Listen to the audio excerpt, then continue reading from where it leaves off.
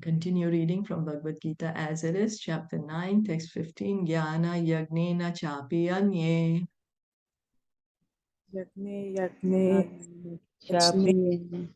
Yajne yajanto mam upasate Yajanto Mamupasate ekatvena prathakvena Ekatvena Pratatvena bahuda vishvatomukham. Bahuda Vishvatomukham. Translation and purport by His Divine Grace, A.C. Bhaktivedanta Swami Srila Prabhupada. Others who engage in sacrifice by the cultivation of knowledge worship the Supreme Lord as the one without a second, as diverse in many and in the universal form. So Krishna has been speaking about the Mahatma, and then he's going on to say, first he said that fools deride him, fools cannot understand that he's the Supreme Lord. Then he said the Mahatma can understand him, and what is the Mahatma doing? Constantly, always speaking about the glories of the Lord. So then this verse is the summary of the previous verses. The Lord tells Arjuna that those who are purely in Krishna consciousness and do not know anything other than Krishna are called Mahatma. Yet, there are other persons who are not exactly in the position of Mahatma, but who worship Krishna also in different ways. Some of them have already been described as the distressed, the financially destitute, the inquisitive, and those who are engaged in the cultivation of knowledge. Krishna says to Arjuna in the 7th chapter of Bhagavad Gita that 4 types of pious people come to me, he says.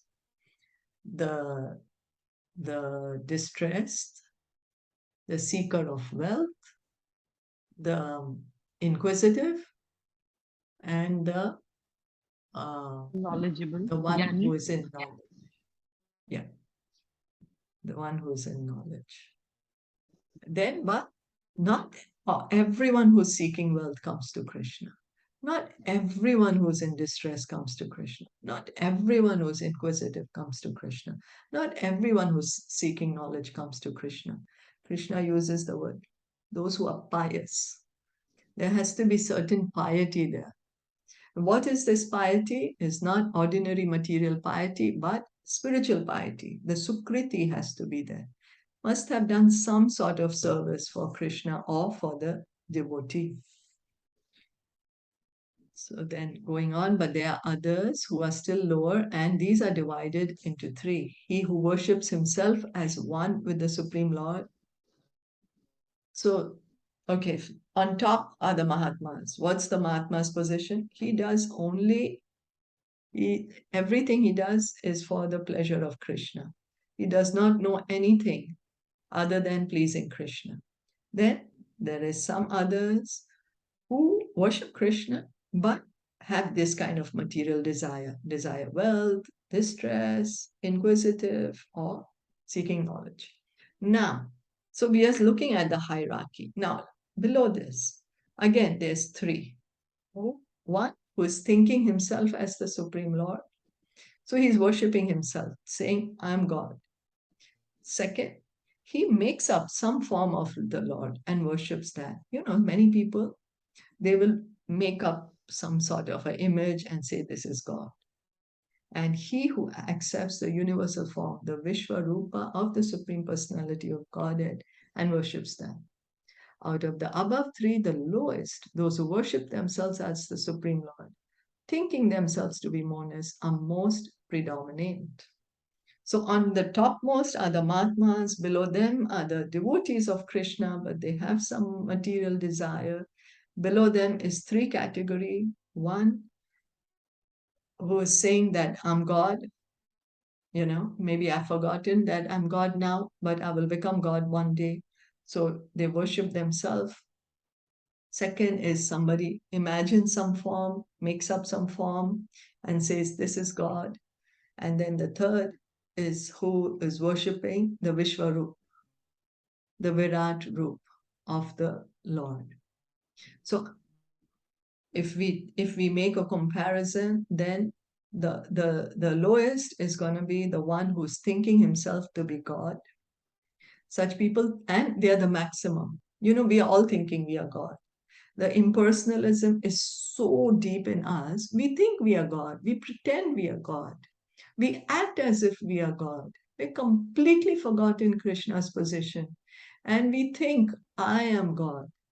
We may not verbalize it, but the way we think, the way we act, the way we speak, it's very deeply ingrained in us. I am God.